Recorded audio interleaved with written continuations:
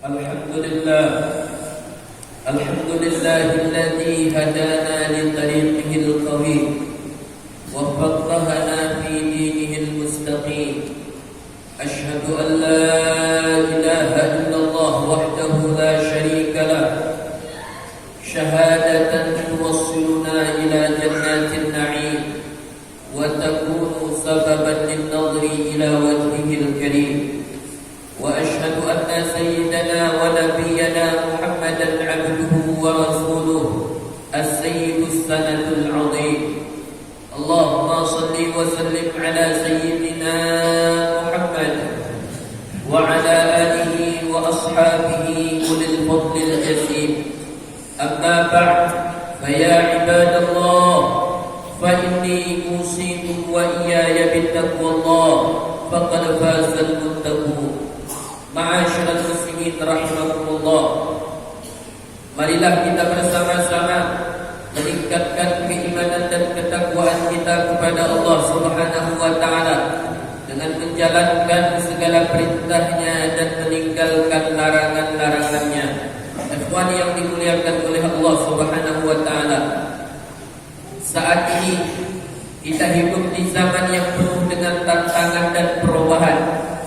Cuaca ekstrim yang seringkali datang tak terduga, ketidakpastian ekonomi yang seringkali melanda, serta berbagai permasalahan sosial seolah menjadi bagian tak terpisahkan dari kehidupan kita. Kadang kita sedih menghadapi semua itu, bahkan tidak sedikit yang menangis. Namun satu hal yang perlu kita ketahui bersama, seberat apapun ujian dan tantangan yang kita hadapi saat ini, perlu diingat bahwa semua itu merupakan ketetapan dari Allah Subhanahu wa taala yang harus kita terima dengan lapang dada.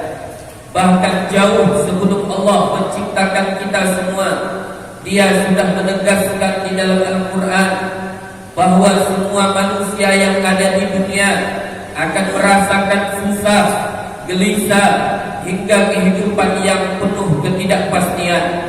Allah Subhanahu wa taala berfirman di dalam surah Al-Balad, "Laqad khalaqnal insana fi kabad."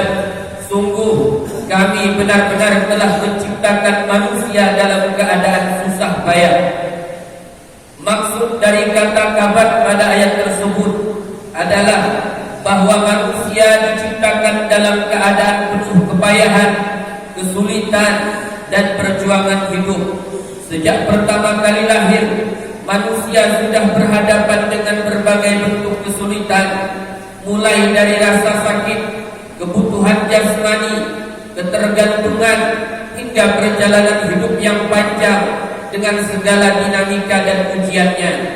Mereka tidak pernah benar-benar lepas dari usaha, tantangan, serta keadaan yang berubah-ubah.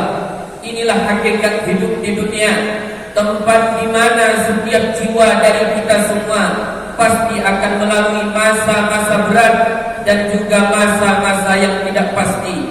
Demikianlah yang ditegaskan oleh Asy-Syaikh Wahbah As-Suhaimi di dalam tafsirnya Al-Munir terkait surah Al-Balad tersebut. Ikhwan yang dimuliakan oleh Allah Subhanahu wa taala, jika kita melihat kehidupan sehari-hari, mudah bagi kita untuk menemukan contoh-contoh nyata dari ayat tersebut, terutama tentang cuaca dan kehidupan yang tidak pasti. Ada petani yang datang ke sawah setiap pagi dengan harapan hasil panen yang baik, akan tetapi tiba-tiba hujan deras menghancurkan tanaman yang baru saja tumbuh. Ada pula juga pedagang kecil yang mengandalkan matahari yang cerah agar pembeli ramai, namun hujan turun sepanjang hari hingga dagangannya pun tak laku-laku. Demikianlah hidup di dunia ini. Maka ayat di atas mengingatkan kita bahwa kesulitan adalah bagian tak terpisahkan dari kehidupan manusia. Tidak ada seorang pun yang bisa menghindar dari kesulitan hidup yang serba tidak pasti. Semua ini merupakan ketetapan yang Allah berikan kepada manusia sejak pertama kali manusia diciptakan. Ma'asyiral muslimin rahimakumullah, Apabila kesulitan hidup yang tidak pasti serta cuaca yang terus berubah-ubah adalah ketetapan Allah Subhanahu wa taala, maka tidak ada jalan lain bagi kita selain terus menguatkan iman. Sebab hanya dengan iman yang kokoh, hati kita akan tetap stabil. Dunia boleh berubah, cuaca boleh tak menentu, dan rezeki kadang lapang, kadang sempit. Akan tetapi hati seorang mukmin akan tetap teguh karena ia bersandar kepada Zat yang tidak pernah berubah. Lantas, bagaimana cara kita untuk memperkuat iman dalam kondisi seperti ini? Ikhwan yang dimuliakan oleh Allah Subhanahu wa taala. Maka caranya tidak lain selain berusaha menata hati agar selalu menerima setiap keadaan dengan sikap yang benar. Ketika kita mendapatkan kebahagiaan, maka bersyukur. Dan ketika tertimpa kesulitan, maka bersabar. Dan jika kita bisa melakukan kedua-duanya, maka hal itu akan tercatat sebagai kebaikan bagi kita. Demikianlah yang diajarkan oleh baginda Rasul sallallahu alaihi wasallam kepada kita di dalam hadisnya, "Ajaban li amril muslim, inna amrahu kullahu khair, wa laysa dzaka li ahadin illa lil mu'min. In asabathu sarra syakara, fakana khairan lahu, wa in asabathu darra sabara, fakana khairan lahu." Sungguh menakjubkan urusan orang yang beriman. Semua urusannya adalah kebaikan. Hal seperti itu tidak terjadi pada siapapun kecuali hanya pada seorang mukmin. Jika mendapat kesenangan, ia bersyukur dan itu menjadi kebaikan baginya. Jika ditimpa kesusahan, ia bersabar dan itu pun menjadi kebaikan baginya. Semoga Allah Subhanahu wa taala senantiasa meneguhkan keimanan kita, melapangkan setiap urusan kita, dan menjadikan kesulitan-kesulitan yang kita hadapi sebagai jalan untuk menuju kebaikan. Amin amin ya rabbal alamin. Alhamdulillah, wassalatu wassalamu ala Rasulillah sayyidina Maulana Muhammad ibn Abdullah wa ala alihi wa sahbihi wa man wala. Wa usikum wa nafsi bittaqwallah, ittaqullaha haqqa tuqatih wa la tamutunna illa wa antum muslimun. Wa idza quri'a al-Qur'an fastami'u lahu wa ansitu la'allakum turhamun. A'udzu billahi minasy syaithanir rajim. Bismillahir rahmanir rahim. Wal 'asri innal insana lafi khusr illa alladhina amanu wa 'amilus salihati wa tawasaw bil haqqi wa tawasaw bis sabr. Barakallahu li wa lakum fil Qur'anil 'azim wa nafa'ani wa iyyakum bima fihi minal ayati wa dzikril hakim wa taqabbala minni wa minkum tilawatahu innahu huwas samiul 'alim. Aqulu qawli hadza wa astaghfirullah li wa lakum wa lisa'iril muslimin fastaghfiruhu innahu huwal ghafurur rahim. Allahumma shalli wa sallim wa zid wa an'im wa barik bi jalalika wa kamalika ala ashrafil ibadik sayyidina wa maulana Muhammad wa kulli sahabati ajma'in.